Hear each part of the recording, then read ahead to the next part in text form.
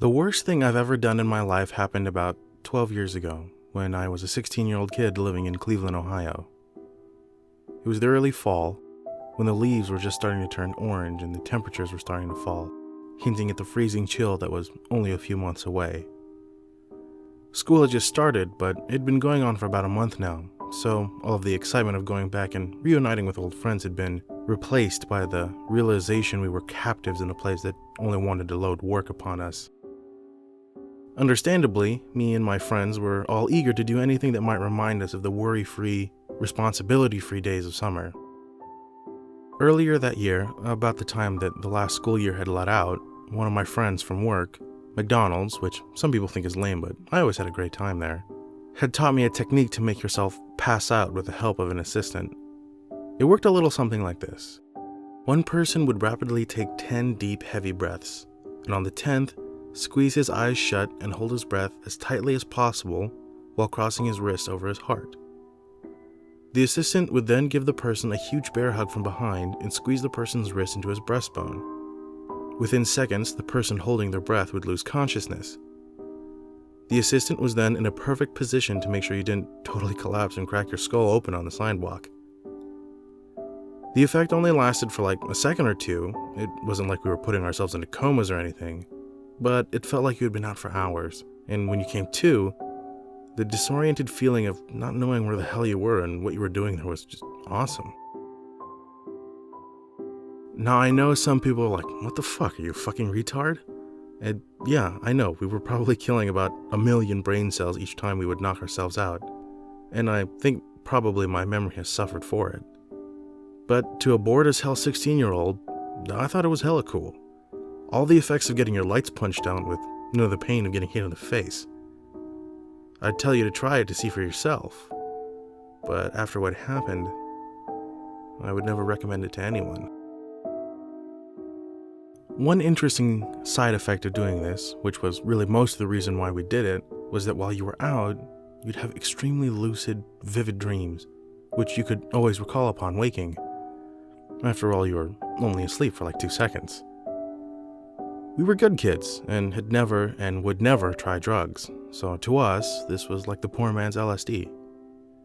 These visions, in some way, were usually related to what you were looking at right before you passed out.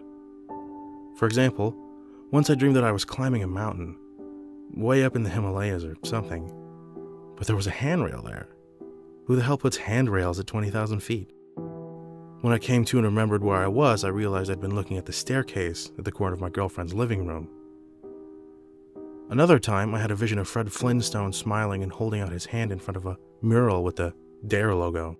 That's Drug Abuse Resistance Education, a program cops teach in public schools. You've probably seen the bumper stickers. I woke up and saw that my friend Brett had been standing in front of me right before I slipped into dreamland, and that logo was on his shirt. Where Fred Flintstone came from, I have no idea. The visions were always mundane things like those. Always. Until that one day. Like I said, school had been going on for about a month, and we were already sick of it. We were hanging out one Saturday in the field, which was really an easement for the electric company to run their high voltage lines. A few of us were sitting on the metal beams at the bottom of one of the towers. My friend Mike was climbing up to the second tier of the beam so he could jump the 8 or 10 feet to the ground. I thought it was stupid, but hey, I'm the guy who thought it was cool to induce unconsciousness by starving my brain of oxygen. It was a warm day for October, but the light gray of the sky was slowly getting darker, and in Cleveland, in October, that probably meant that before long the temperature would soon drop from a comfortable 70 to about 50 in the course of a few minutes. And if we were really unlucky, an ice-cold rain would start to fall. The air was already damp and heavy, and we could hear the quiet buzzing of the high-tension wires above us. I sure as hell didn't want to spend the last few moments of a pleasant Saturday afternoon watching this dumbass climb partway up the high-tension tower, jump down, complain about how that one killed his feet, only to climb up and do the same stupid thing over again. Hey, let's make ourselves pass out, I said. By that time, it wasn't as much fun as it had been in the early summer when we first discovered it, but it was a hell of a lot better than what we were doing. Vince was up for it, and so was Richard.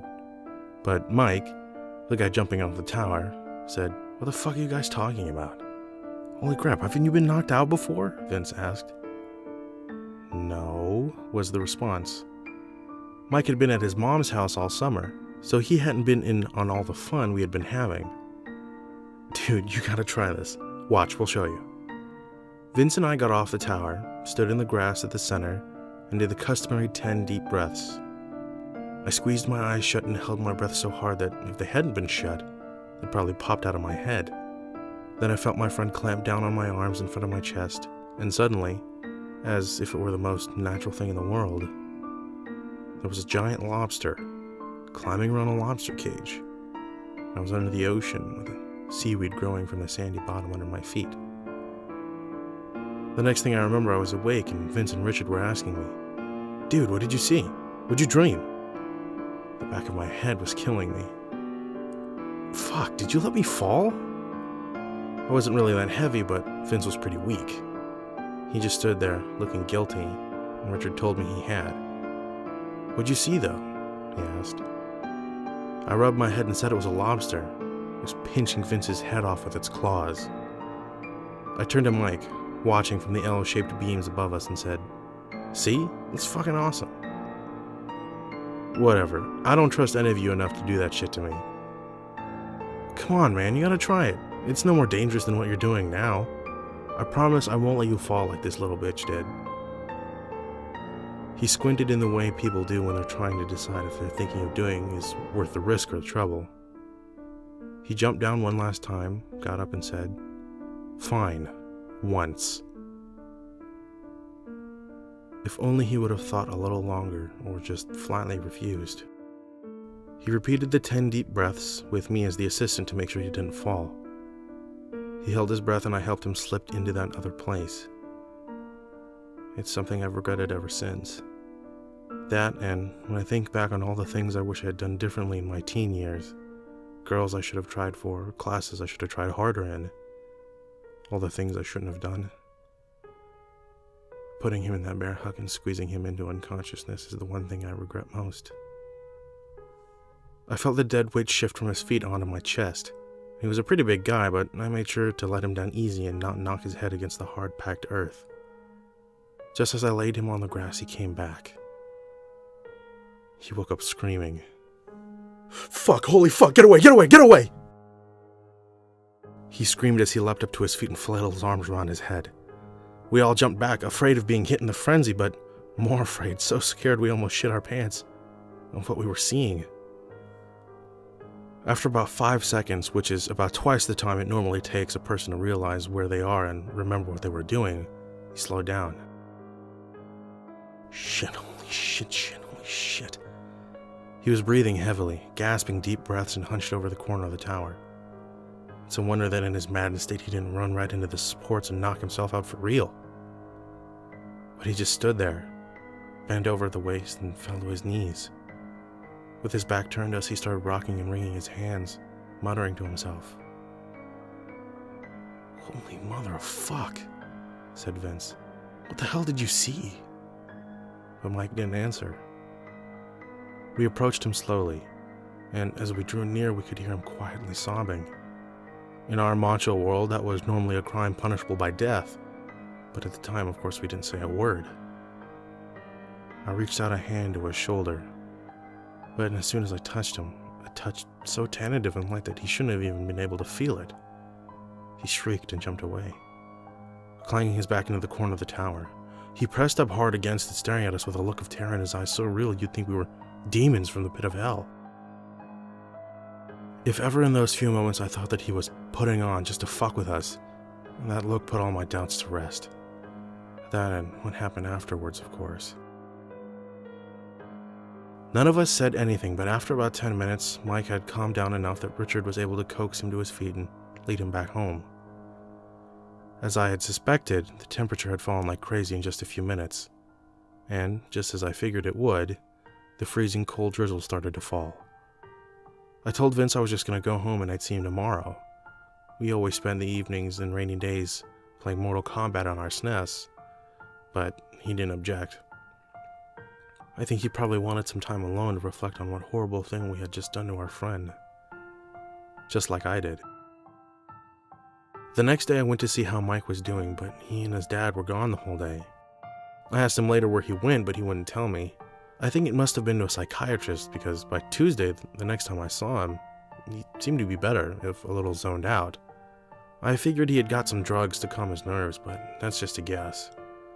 I never really found out. Over the next few days, the four of us hung out, and while Mike was quiet, he didn't say anything about what had happened. We just talked about stupid, unimportant stuff. Girls we liked, classes at school we hated. I wish now we had said something to him, though I don't know if it really would have helped. We had no idea what we were facing, and to this day, I still have no clue. But we avoided the subject of what happened that Saturday, and the practice of passing it in general like it was the plague. It wasn't until the following Saturday that he said anything related to what had happened to him. We were walking down the quiet street of our neighborhood, towards the wooden footbridge that crosses the creek that runs between the houses, separating the development into two halves. I was going on about this hot girl who was a grade above me and who consequently wouldn't give me the time of day. And he, staring at the ground, walked on with his hands in his pockets. Suddenly, out of nowhere, and right in the middle of one of my sentences, he says, "I won't be around much longer." Huh? They'll be coming again tonight, and I don't think I'll be able to keep them out this time. Hey, what are you talking about? Who's coming tonight? The hands. The voices. At this point, I was like, holy shit, I could feel my breathing get quick and shallow, and I felt my face and hands get hot to hear him talk, so matter-of-factly about some horror that I couldn't even imagine. But I'll never forget that conversation. It's etched into my mind like the stone tablets in the Ten Commandments. I stammered a few times, then said stupidly, "What hands?" At night, I look at the tree out my window, and then it goes black, and the hands, dozens, 100 of them, pushing against the glass. And what do? I push back. All night. But I'm tired. I can't keep them out anymore. And the voices say I have to let them in. Little kid voices and little kid hands. He lowered his voice to a whisper, but I could tell in what he said next that he was struggling to keep the panic at bay. "Sometimes I see their faces," he said in a trembling voice. We had come to the walkway up to his house. He stopped and finally lifted his face to me. "Tell Vince he can have my Super Nintendo. He doesn't have one, and his mom sure as hell won't buy him one. Richard can have my CDs. I know you guys don't like rap, but he does." I started to say something, but he turned and walked up to his house. He went inside and closed the door. How I wished I would have went up and knocked. Told him I would have stayed the night. But we were 16, and at that age, guys didn't do that anymore. So I just went home. I didn't even answer the door for Vince when he came over later. When I went to bed, I didn't sleep well, and I was constantly listening to every creak and groan that the house made. Listening for the voices of a multitude of children. I normally slept with the curtains open, but tonight, I closed them tight. The next day, we learned someone had broken into Mike's house. A police car was there in his driveway, and I about shit a brick when I saw it. Later, my worst fears were confirmed when I learned that it was Mike's bedroom window that had been broken into. He was missing, was all that they told us. The cops asked all three of us a ton of questions, and people from the Center for Missing and Exploited Children came out and asked us more. I'm sure I looked guilty as shit, but when I said I didn't know what happened, it was, after all, halfway true. They were looking for some pervert that had abducted Mike. So, no matter how hard they grilled me, they couldn't get any information relating to that, of course. So, finally they gave up. He was on milk cartons and missing children TV shows, but to this day, he's still an unsolved case. After it was all over, I went to the library to research what the fuck had happened. Because in those days, while the internet was still a research tool, It was only for rocket scientists or people who could afford a $5,000 computer. I didn't find much. The closest thing that I think is related is something I discovered later, in my junior class on world history. Apparently, Egyptian priests used to seal themselves in coffins for just long enough a time to almost die. They would then be resuscitated so they could relate the things they saw in the netherworld while dead to the other priests. I can only figure that perhaps the electricity in the air or the weather, something, made Mike go under deeper than we ever had, and gave him an experience something like what the Egyptian priests had. But Vince knocked me out too, in almost the same spot where Mike was standing when I did it to him. Could he have just been more receptive to the call of that other place? Or had knocking my head on the ground somehow jolted me free of their hold? I don't know. And I don't think I ever will. But sometimes it still makes me shiver.